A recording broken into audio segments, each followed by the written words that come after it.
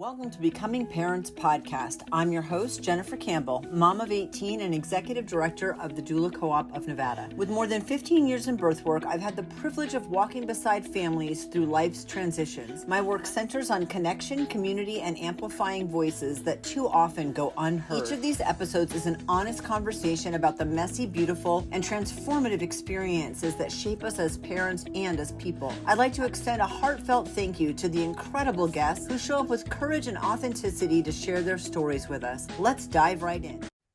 Welcome to Becoming Parents. Today I have with me Houlie Duque, and I don't think I messed it up. How are you today?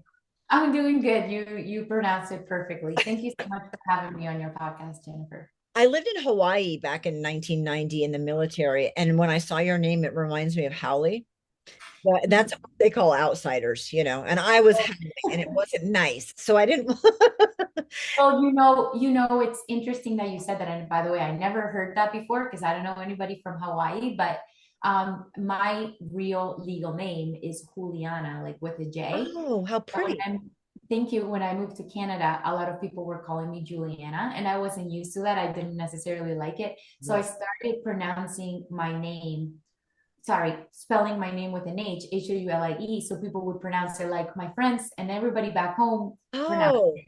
And so it's funny because it's like I made that change to feel less like an outsider, and that's kind of what the yeah, they say about expats that you like once you leave your country, you'll never feel at home anywhere because then when like in the new country that you're in, nobody really gets the roots of you. And when you go back to your roots, nobody really gets the new you with the, living in a different place and that side of you. So that's actually really cool that you just brought that to my attention because I love that. I would have changed it too, because how great. I lived in Alaska also, and when you live anywhere where things are different, like it was normal for people up there to not have electricity or not have running water, carry their water, or not have a flushing toilet and have outhouses. And you get so used to it that then we'd come down and visit family and we would be like, yeah, we're looking for a house. It doesn't have plumbing, which isn't a big deal. And people look at you like you've lost your mind and you're like, am I crazy or are they? It's that same thing where you feel like you just don't fit. You don't know where you fit anymore. And I felt that to a lesser extent. Anyway, we could tangent about this. About your parenting journey. Yes, for sure. So I would say one of the first times that I felt ready to be a parent was way before like I was ever even close to being a parent. But I started I had a lot of things in my career kind of fall apart. Like I was working for a company and the company closed down and I moved back with my dad and I went into therapy because I always am the type of person who believes that you are not a victim of events in life, but rather the events in life are here to teach you something. Mm-hmm. So I was like, what is this here to teach me? And so I went to live with my dad at like 26 years old. And I was kind of like, hard on myself, like, what am I doing here at this stage? So I did therapy to be able to figure myself out. And this therapist took me back to like my childhood to work on a lot of things and understand a lot of the ways that my parents tried their best to be a good parent to me and the ways that they didn't quite, or maybe like instilled trauma. Because I think we as parents, we can't do a perfect job. But one thing that I got from that was that as long as you're aware of the decisions that you're making for your child, whether the decisions were the right decisions for your children or not. And I learned this by analyzing myself with like my own therapist and my own parents. You can always go back, and when they're older, they can talk to you about it and they can heal, and you will have like a conscious understanding of why you did something to have a conversation with them. And I remember that time in my life, I felt prepared me like nothing else to be the best parent that I could become, because it showed me like as long as I'm taking every step, every decision with a conscious like thought process, I will be able to make the best decision that I can. And then any mistakes that I make along the way, I'll be able to talk to him about it as he grows older and we'll be able to work it out, So that time in my life I remember when I was 26, I said, okay, if I were to have a child or have an opportunity to create a family at this point, I think I would feel ready. And so I was around that time also, I started teaching because I would go on and off into like working as a teacher. And I was teaching for very prestigious institutions like Cambridge, Montessori, Waldorf, where parents pay about $25,000 to get their children educated. Right. And I had access to a lot of high quality tools. And I felt like I had a very good understanding on how to get a child to reach their full potential. But I was continually frustrated because no matter how hard I worked, I could see that none of those students were going to get to their full potential because of me. I also saw that the most outstanding students had one common denominator, and it was that their parents were involved in their life and in their Mm. education and in their development. So that's the time in my life where I decided if I were to have a child, I would homeschool them, because it doesn't matter if I send them to the best school ever. They're still not going to get a better education than if I'm involved in their upbringing. And so for me, from that point on, it was always a no brainer. If I become a parent, I will homeschool. Then, when fast forwarding, when I moved to Canada, and I started to like I had a relationship with the father of my child, and something with my immigration was like it was just going too slow, so I had decided to move back to Colombia. I had decided to leave, and so I left. And like on that week that I got back, I found out that I was pregnant. So after I had already decided to end a relationship, I was starting my life in a different country. Holy And cow. so, right, I remember having a conversation with my mom, and my mom told me, "Well, Huli, I understand that you didn't plan this. However, like I think that you're mature and developed and conscious enough to be able to be a really good mother. And you have to take into account you can decide to do with your baby whatever you want, but whatever you choose, you're going to have to live with that for the rest of your life. If you have your baby, you will live with your baby the rest of your life. If you don't have it, you will live with that as well for the rest of your life." And for me, it was like, oh my goodness, I have to figure this out. Yeah. So in the end, I decided to try again, moving back into Canada and trying to work on my immigration so that my child could grow next to his, close to his father as well as me. But we had decided that we weren't going to just push the relationship because of the child. Well, it was more on his side. I think for us mothers, we're more like willing to do anything, but Yeah. that's what he wanted, and so that's what I accepted. And then when I moved to Canada, I had a lot of struggles because it was during COVID. So my family couldn't come because my immigration was still in process. I did not have any insurance. I already knew that I wanted to have a home birth, but it's different when you choose to have a home birth and when you're like, by the way, if you for any reason can't have a home birth and need to go to the hospital, there you have to pay $20,000, So it was a journey of faith, right? Because I was in a position that was difficult for many reasons. But I've always kind of been on the I would say crunchy side of things. So I was always, like taking like big, very healthy habits, working out through all of my pregnancy. I watched, I don't know if you probably know the um oh my gosh, I can't think of that doula that talks about like birth with no pain. Have do you I know who took I'm that talking about? penny. It's not Ina penny. May. Ina Oh May. yeah. Okay. Ina May. Yeah, okay, Ina Yeah, May. yeah, So yeah. so I read her book and watched her movies, and yeah, in the end I did end up having a home birth, and honestly it was beautiful. I think it was 25 hours of labor, but Yep. I do think that your birth kind of becomes like the lessons that you need in that moment to become the next version of a woman that you're going to be. Like the maiden versus the mother, you know? Yeah. Yeah. And no matter what you decide and how it goes and what happens, and because I Mhm. think for a first time pregnancy, deciding to have a home birth, I was more crunchy too. Um, and but I wanted to have a birth center birth with a midwife and got transferred to the hospital. And but no matter how it goes or how prepared you think you are, it definitely does, like it forces you into the next phase of your life, you know? Yeah. Uh, Yeah, it does. And I think that the thing that you just said, like you kind of have to let go of your expectations because yeah, especially for me, like I came into parenting with so many notions. It's like I don't want to parent my kid like this or like this, and I'm going to be like this, and I want the life. You want to have so much control over what happens, and you quickly realize that none. You have none.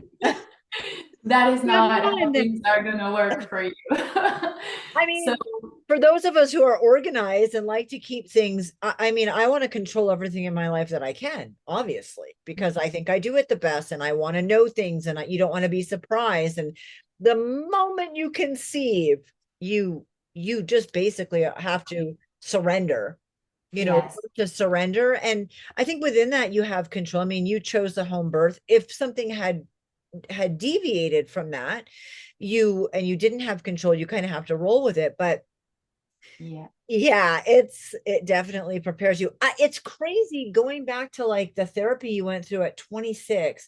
Did that really helped you understand your parents better? I think we are hard on our parents, Mhm. and until we have kids of our own, there are parts to that that we don't understand, because you can't be in the shoes of someone who's a parent if you've never walked in those Yes. shoes. And that's another thing that I quickly realized after being a parent. You know, I had all these Okay. judgments about how other people parent their kids. And then when I had my own kid, I realized why people fall into these habits. Right, especially teaching too. So, I mean, you had two situations in your life that prepared you in a very unique way to parent. I remember one of my girls saying, "I'm going to be a much better mom than you." And I was like, "Oh, thank goodness, man. I hope you are." Like, it didn't even hurt my feelings. I was like, "Look, I took it to this level. I did the best job that I could with what I knew and the time we lived in and the situations that we were in. And I want more than anything for you to blow it out of the water. I want you to do so much better than I did. And I don't think I did a bad job, but I'm always going to want you to do better than I did for any of Yes, my kids the in whole every area, career, it doesn't matter. Please do a better job." And then you give birth and you're like, about that. Yes, I think if there's one thing that stands out from all of the things that I learned or I expected or I really wanted to be present in my job as a parent was I wanted to be present, conscious. Like I wanted to be a part of it, an important part of it, because I learned that from the teacher perspective and I learned that from the child perspective, that your parents' presence changes absolutely everything. I mean, when I started getting into homeschooling, I started reading about a lot of studies because now I have to be a consultant and a mentor for a lot of parents at homeschool. And I came up against this study that compared to different populations. So during World War II, a lot Okay. of children lost their parents. They studied some of these kids went to loving foster parents, some of these kids went to foster homes, and some of these kids didn't lose their parents and still stayed with them. And they studied the growth of these children during their early years up until like 7 years old. And what they found was that the kids that were close to their parents, or even like to a lesser extent, but still the kids that had loving foster parents, their brains grew faster Uh-huh. than the other children. So it's like our brains are wired to operate more optimally when we feel that support from our parents. And it's important once you go into the wounds and everything that you have as a human being, and you understand how a lot of that comes from the way that you were parent, like your parents Yeah. like raised you. You understand how important the role of a parent is. And of course, when you have a child, you realize that nothing is becomes more important than that. So it brings me to my point that I think for me in that moment when I had my child and I didn't have my family around and I was supposed to start a new life in a new country where for the first year I didn't have a permanent residence, so I didn't even have a work permit. I needed to figure it out because I didn't want my child to grow away from his father. So when I was in the midst of figuring all that out, I had a lot of opportunities to go work and leave my child either with his father or with a daycare or with the grandparents. And I remember, because of my learnings and my realizations, that was the last thing that I was going to be willing to do. Yeah. If anything I knew about how I was going to be a mother, I knew that I wanted to be right there by the side of my child. Breastfeeding was very important to me because my mom didn't breastfeed me, and it created like my attachment to her. I had to build it in my adult life. Yeah. And I knew that I wanted to make sure that I could establish that secure attachment. So I ended up taking a job, like a remote job in my country, Colombia, but from Canada. So the currency is very different. So I was very underpaid, like for the country that I was living in, but I had the opportunity to be next to my child. Yep. And from that moment, I realized that, you know, so many parents will give me the excuse that they can't homeschool their child because they have to work. And I don't believe that, because I was an expat single mother with a newborn, figuring out life, and I figure out how to homeschool. I think that if you really want to be a part of your child's life, there are ways to figure it out. You can make your life a little bit less luxurious, but a lot more rich if you have a close bond with your child from the get-go. And that is something that I will never regret. Like, I'm so happy I made that decision. And so yeah, I, that's my first daughter, I breastfed for 18 months. And there was a point when she was a year old that I needed to find a job. And it's crazy. I think women are the most resourceful, out of the box thinkers, because whatever your priorities are, and for me, it was keeping her with me. I didn't want to work to pay someone else to watch her. That mentality didn't make sense to me, even though I could make more even paying somebody. So I was a nanny, and I cleaned houses, and people that I cleaned houses for let me bring her with me. And so from when she was 1 to almost 3, I did nanny work and cleaning houses, because those were two things I could do. And I never had to leave her with someone else. And I could keep all the money I made because I wasn't paying for daycare. So I mhm. just think you figure out how to do it, you know? Yeah. Yes. And then on the topic of breastfeeding, I Yeah. talk to a lot of moms that when they come to the stage where they are going to have to go back to work, Yeah. they're still breastfeeding their child. There's so many mothers that choose to homeschool right at that stage because it doesn't feel natural to them to do that. It's like I don't want to go back to work because I know that I like, in every job you're replaceable, but in the job Right. of being a mother to your son, you're not, or to your daughter. So I find like it's so common, yet it happens a lot because in our society we've been programmed that that's the way things go. So many mothers are kind of like they go through that heartbreak of, okay, child is going to daycare, I'm going to work now, it breaks my heart, I cry in the morning, but I'm doing it because this is the way that things should be. Right. I find that is something that is not completely right about our society, because I think that um, that comes from a primal intuitive place of where you should be in that time in your life. And it's heartbreaking, in my opinion, that we have to reject like our own instinct to follow some societal rule. um it's a little bit easier now because, like you said, people are more open to remote jobs, working from home, people are doing their own businesses. And I think this is why we're also starting to see a rise in homeschooling, because parents are getting more freedom.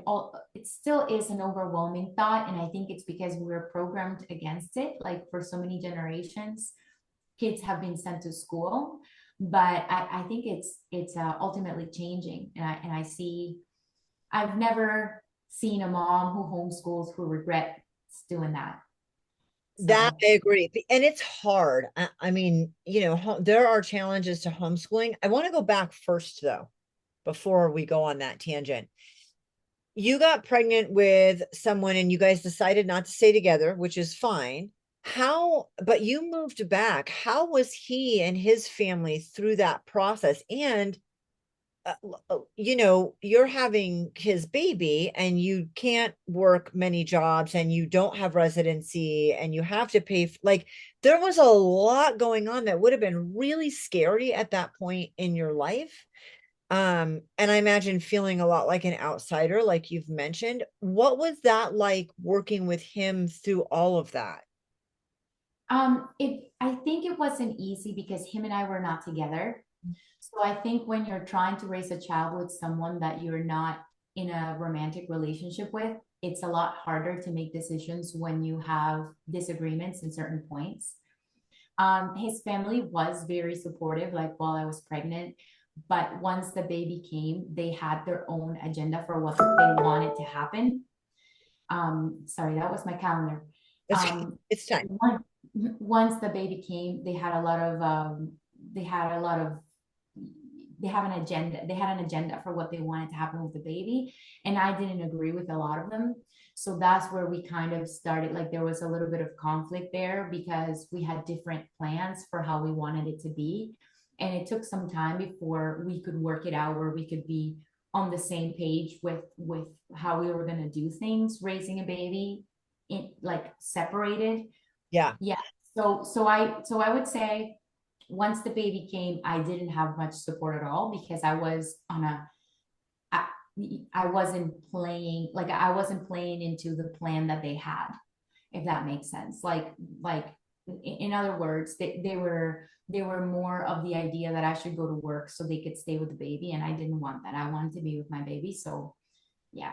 It is crazy how common that is. And I don't understand it because as a mom myself, and knowing that intuitive feeling of wanting to stay with your kids, like you got to raise your own kids.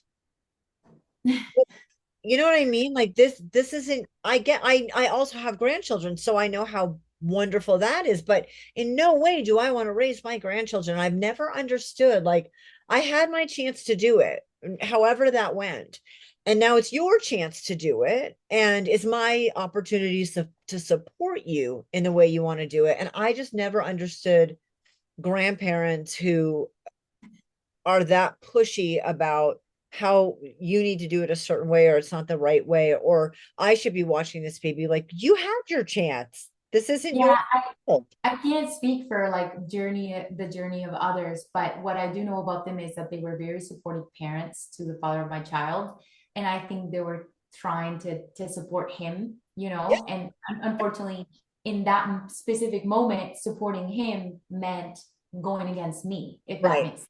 Yeah. So, I mean, the dynamic is hard when you're married and you're working together and you have kids. I think, we think moving in with somebody and getting married is going to be really hard. And I'm not saying that it's not without challenges, but when you have a child together and you take very different backgrounds and very different people and beliefs and try to raise a child together, that is the single most challenging, one of the most challenging parts of a relationship. And that's when things are great. So, Yeah, I did call a few friends that I had around that time that had an experience of raising a baby like being separated from the father or from the other parents.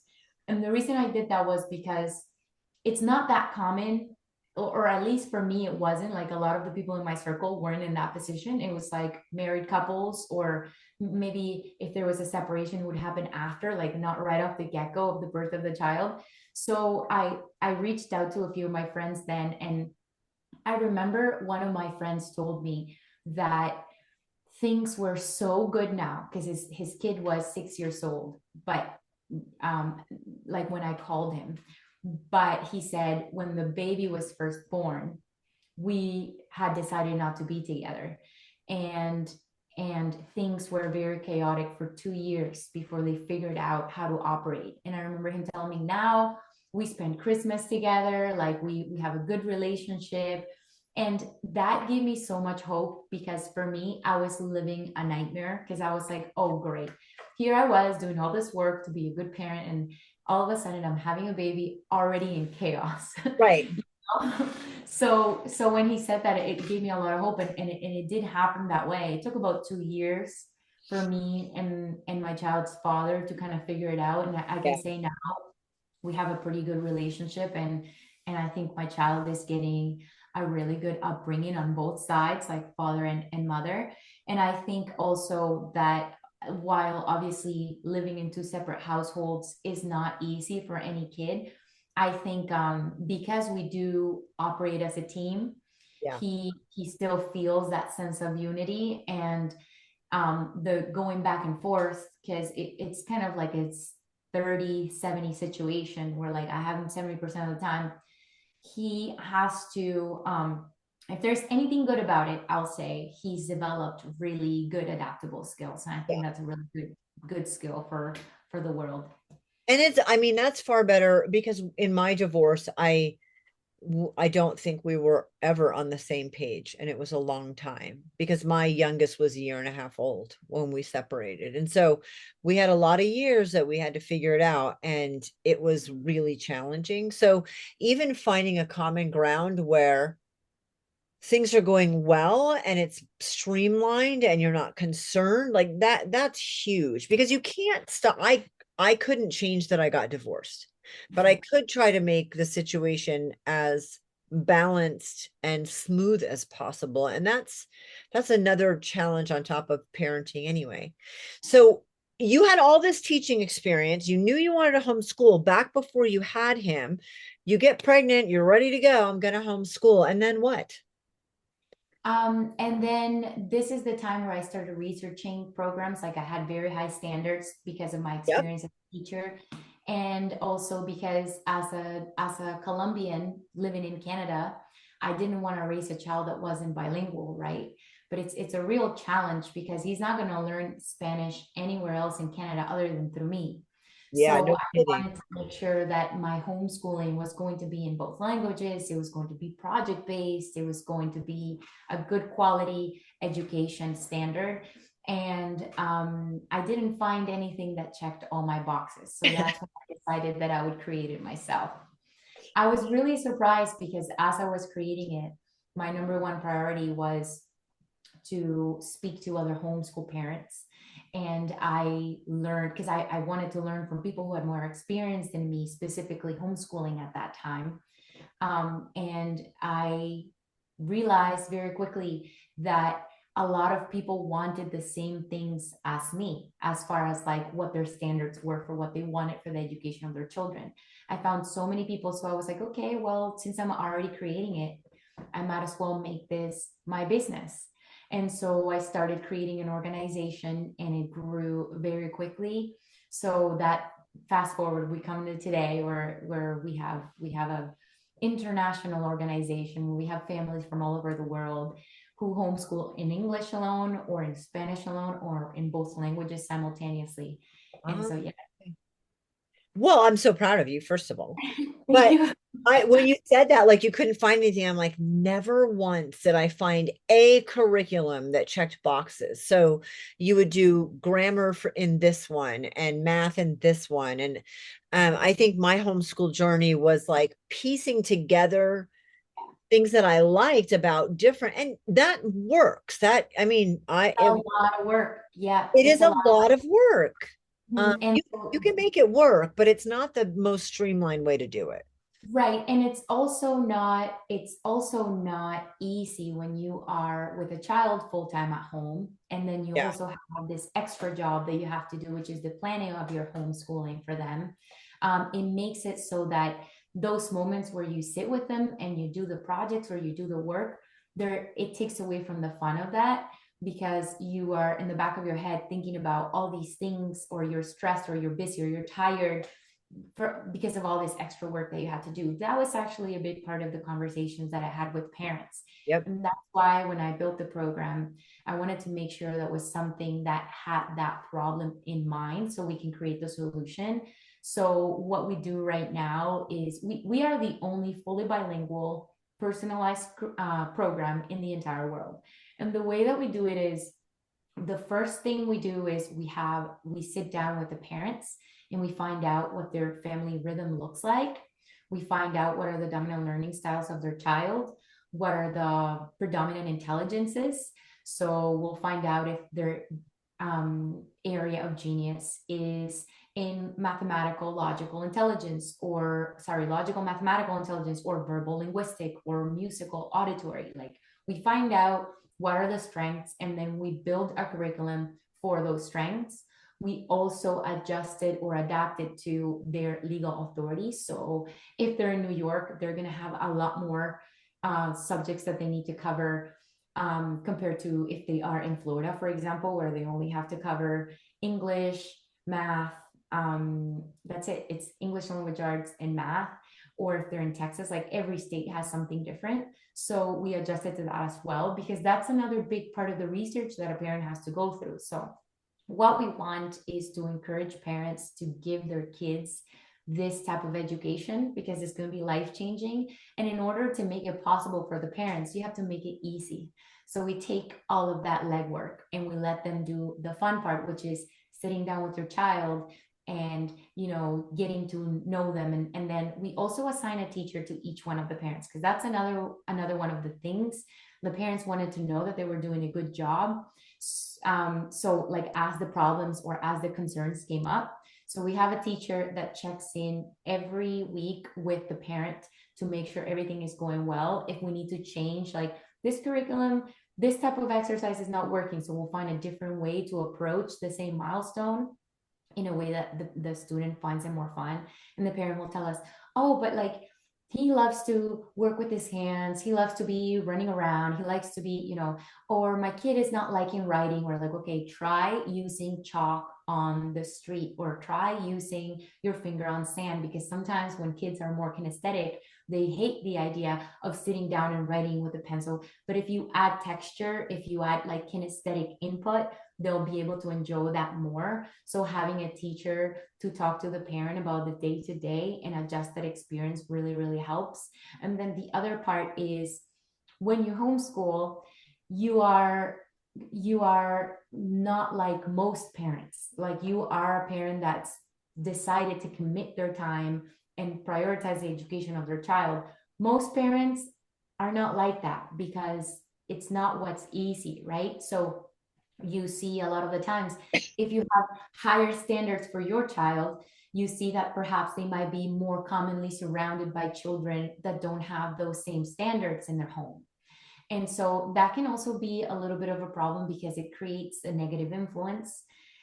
So one thing that I really love about our community is that when we get all of our students together once a month, once in English and once in Spanish, they show each other their projects.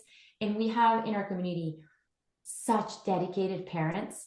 It's really beautiful to see, because all the kids in these families, they're all geniuses in their own way. Like, we have like 8th graders that are doing a project on mathematics analytics applied to stocks. We have another child who really likes building models. So they're like, what would it be to build a civilized a city underwater? We have another child doing creative writing. So it's like, it's really beautiful to see all these different students that shine in their own way, and that inspire each other. And they talk, and the things that they like to talk about, they recommend each other books. And in the lower grades, the teachers do games with them. And honestly, those group calls, they're really magical. So it's like a component, it's like the personalized education, so that we can find your child's ultimate potential. Then we have the community, so that you can be inspired by others that are like you. And then we have the teacher support, so that you never feel like you're alone at any point throughout the journey. And then at the end, we translate all of the portfolio of everything that they're done into a official transcript that they can use to get into university if they want to later on. So one thing I loved about um alternative schooling options, because homeschooling was one that I used, but I did foster care for a long time and kids were coming in that were really behind. And there's a stigma in the classroom that you have to be in this math group or this read, right? They segregate the kids into basically how smart they test, not Mhm. in what they're good at or how they learn, just where they placement test. And although, yes, we still have to do the placement tests and things like that and kind of figure it out and use that as a barometer, you can get there any way you want. And when foster kids in my home, when I was a parent, a foster parent, the state allowed me to use alternative schooling. I had to have a teacher backing me up, basically. But once you take the stigma away from a child in how they learn or where they're placing, these kids explode. And also, they can go as far and as fast as they want to. So, my youngest daughter is 16, and we knew that if she went back to school, it would be her sophomore year of high school, which is this year.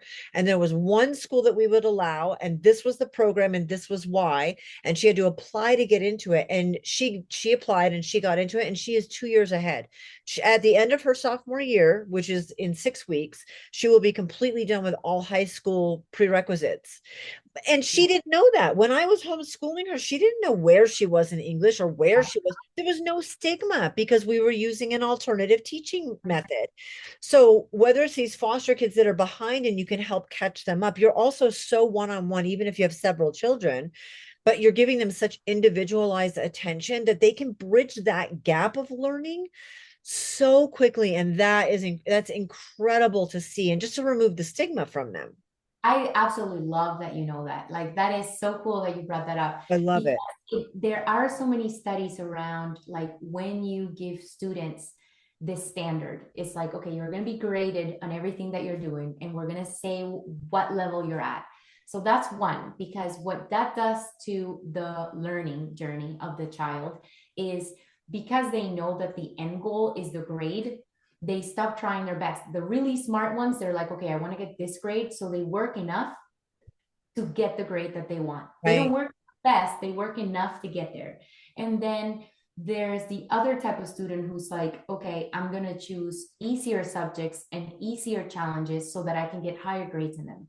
So when you grade education, you never get the best or the ultimate potential from the child. When you take that away, and we never show grades to our students, like we provide transcripts if it's needed, and we do it on Right. completeness. And it's like you'll hand in a project and we'll ask you to redo certain things to make it better. Like that's how life is, right? You have to keep adjusting and Yeah. trialing and erroring. And once we get the result that we want, then they get the top grade because that's where we wanted them to be. But we never talk to them about the grade. We only talk about the journey. So that's one. Grades have been proven they don't extract the best out of the students. That's number one. Number two is that in the school system, they have a standard. So anyone who's below that, okay, you're behind in math. Now you have to do more math. Right. Us is the opposite approach because we're not going to make you do more of what you're not good at so you can be just like everybody else. What we want is for you to do more of what you're talented in so you can be outstanding and be ahead and stand out in the future. You know what your gifts are and you're going to use those to create value for the world. So we want to develop as much as possible your own unique talents rather than ignoring those. Okay, your talents where you're really really good, you're up to par with everyone, so we're going to keep you there, and now we're going to make you do more of what you're not good at, which is going to take you longer. So I think alternative education, like you're saying, allows for the parents to adjust the education in such a way that you can truly explore the genius and the potential in each child. And you're right, a lot of our students who are in high school are very well on their way to completing all of the high school requirements long before they have to start 12th grade. I also love, this is so exciting, and talking to you reminded me. So I'm very visual. I want to be like hands-on, right? Not like science experiment, but I want to learn by seeing you do it. And crazy, I was really good at math, but you talked about kinesthetic and audio. The worst thing that you can do is put a book on tape for me. Like I am gone. It is not going to work for me.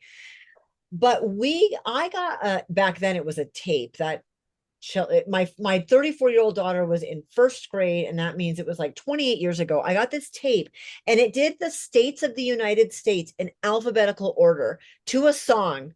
And I think I was just you were talking. I'm like, could I sing that whole song 28 years later? And I haven't heard it in at least like 24 years. I have not heard this song.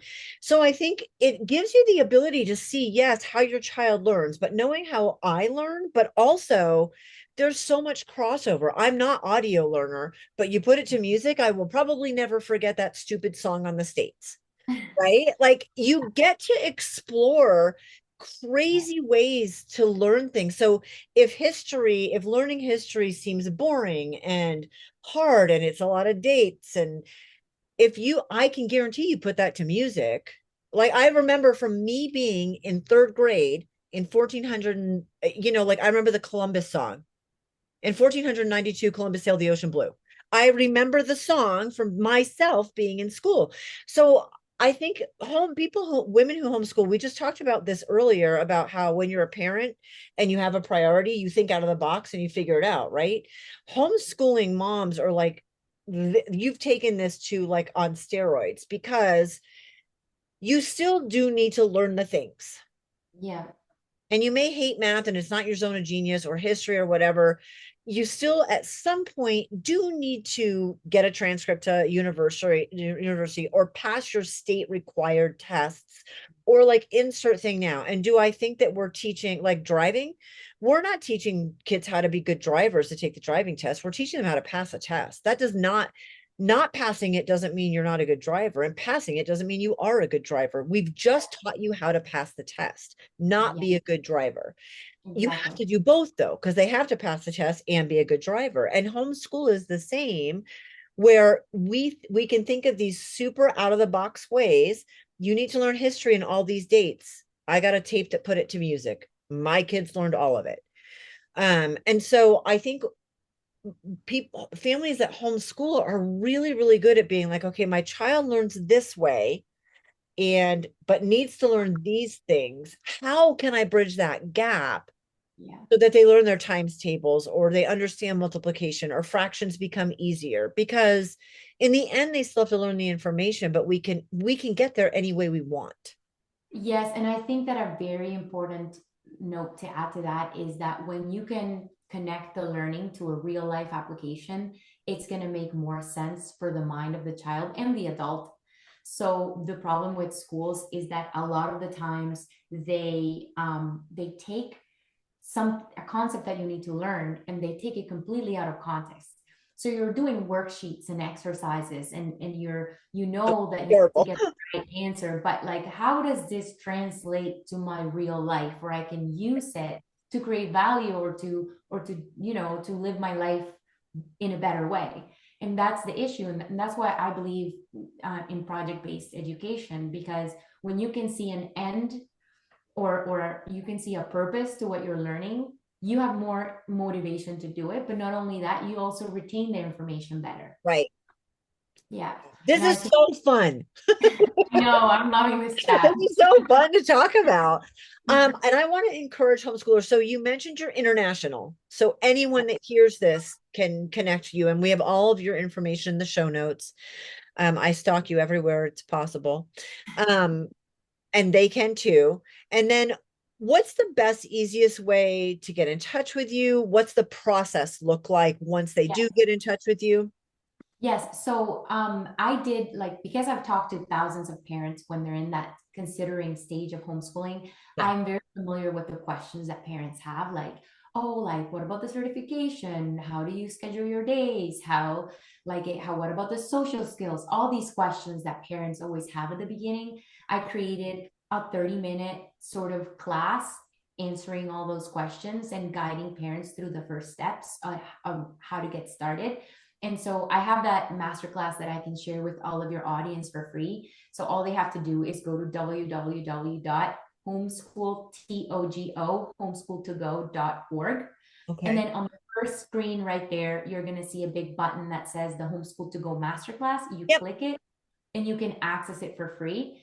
Then if after you watch that you still have questions and you want to talk to me to get into the detail of how you can make it work for you specifically, there's an opportunity there for you to book and a meeting with me one-on-one. So that's an option as well. Or you can find me on Instagram, and I'll make sure that I give you all my handles so you can link them in the show notes. Yeah. Yeah, I think they are, but we'll double check that.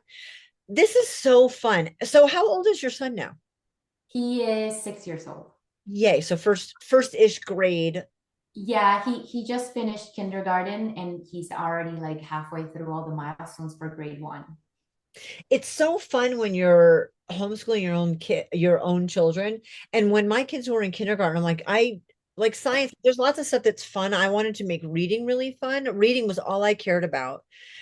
Because the second that they read and they read well and they're excited about it and reading is fun, like the entire world was open to them. So I Yeah. was less concerned in kindergarten and first grade on, science and history and math. And we did those things, but they can just go so far and so fast and they're And, sponges. and you know what? Like, I find in that age, academic learning is not as important as play is, as like seeing the world, understanding like growth mindset. Like in our kindergarten program, we have a week package that is, they're doing writing, they're doing math, but they're doing it by understanding growth mindset. So they'll write or draw things. I can't do this. This is hard. And then they have to rewrite it like, I can't do Ah, this is hard, but I can get better at it. And it's like teaching those lessons that are in between the academic learning that are more important.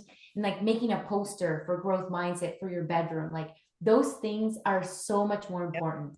Like my child wakes up, like, by the way, people think, oh, homeschooling, like we have to be all day sitting down doing, it's not. Like I sit with my child for 1 hour on Tuesdays and 1 hour on Thursdays, and we are very far ahead for where we need to be just from doing that consistently in both languages, because he's fully fluent in Spanish as well.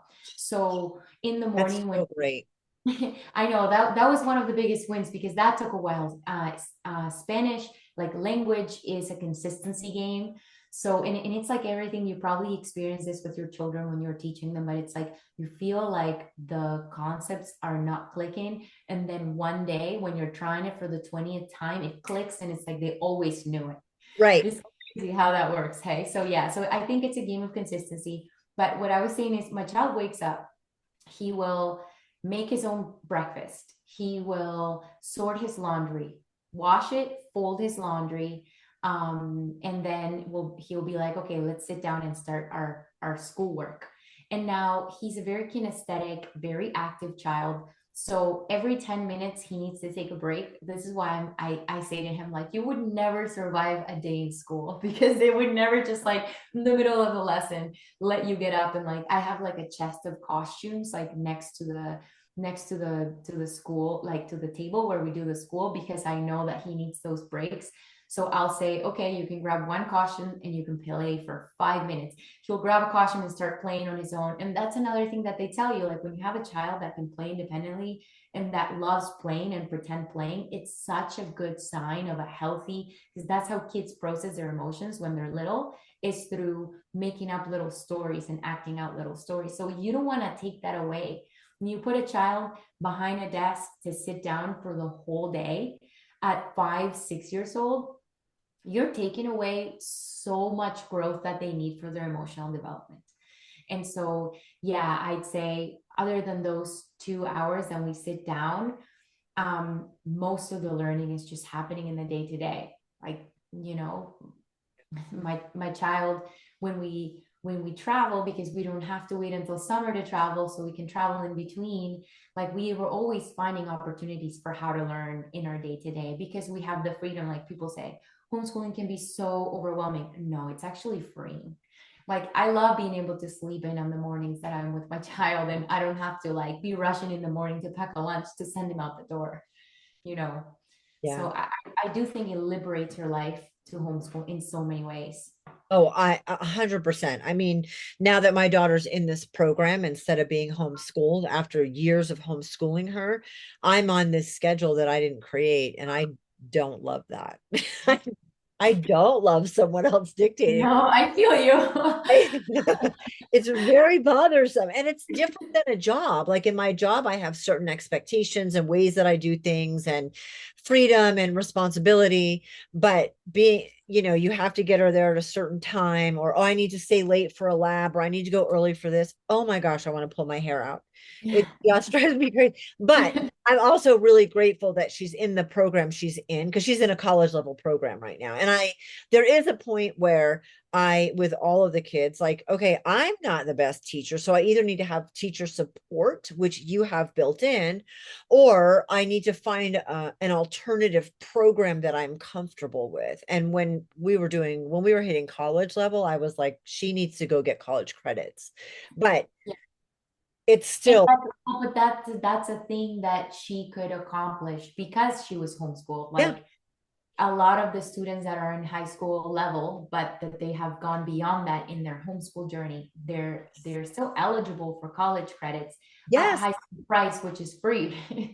I mean, within the public system. So it that's is. another advantage. It's like sometimes when parents do homeschool and they're like, I want to sign up my kid for the next grade level. It's like, no, no, no. Keep your child in second grade and do third grade stuff. And Yeah, then exactly. them to third grade Exactly. and and Yep. then by the time they're in 10th grade, they still have 2 years to take more courses while Yep. still being in that system. So Right. there's Yeah, so her many college options. is free. Yeah. Everything is free because she's a high school student. If I Yeah. had graduated her out, there's so many options. Right. Yes. There's so many options. Houlie, thank you so much for being on. I appreciate you. This was so Oh, fun. it was so fun. Thank you so much for having me. I really do appreciate speaking to a veteran homeschool mom. So cool.